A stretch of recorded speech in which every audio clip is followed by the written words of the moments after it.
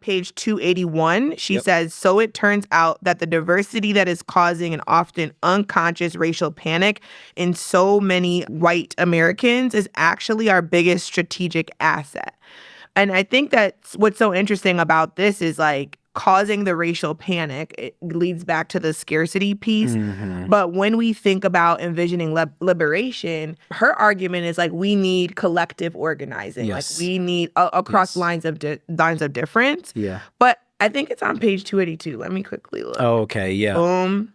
But here's on 282. Yeah, she gets at that in the book. She does. Yes, she does. and I got to come with the quote. Hey, you got to come with the quote. The hundreds of conversations I had on my journey convinced me that we can't each do it on our own. We can all buy books and go through trainings in an individualized shopping cart version of racial truth-telling and truth learning, but that is wholly insufficient to the scale of America's racial story. We need a national effort rooted in community, one that brings us together and has the full backing of the body that has kept us apart, the U.S. government. And so her argument is like, we actually need to stop like the racial division and this narrative about scarcity. And she's not arguing for colorblindness, right? She's like, we need to be informed about people outside of our communities so that we can be an allyship and collectively organize against what she says, like the U.S. government. But I mean, I don't know. What do you think about that? Interestingly, at the end of that quote, she says government.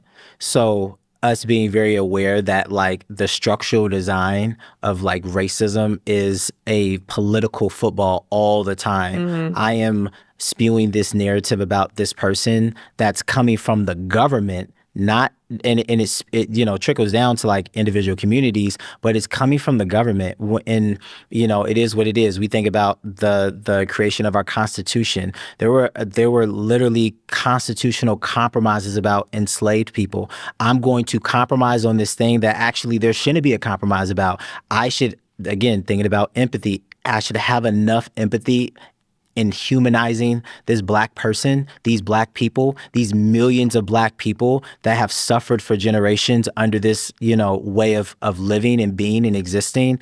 I should have enough empathy to not even compromise on the abolishment of slavery. But I also think it's like, I don't want to position it either as like the people and the government, because the government is not this like theoretical body, right? It's made up of people that who are not necessarily doing the labor that you named, who are then imposing that in policy. If we think about like the Voting Rights Act and people that were anti the Voting Rights Act, right? When there were things done like voter suppression, et cetera, like we saw within the court system, the narrative starting to shift from like, okay, we're just going to problematize things that show an impact on specifically Black and brown people. But then it moved to like, you have to prove intent. Like, how do we prove like you like intended to do this racist thing? And also like goes back to intent versus impact. Actually doesn't matter. I don't actually care that whether you intended, because there are subconscious things at play that are then informing. But I don't know. I kind of diverge from McGhee here.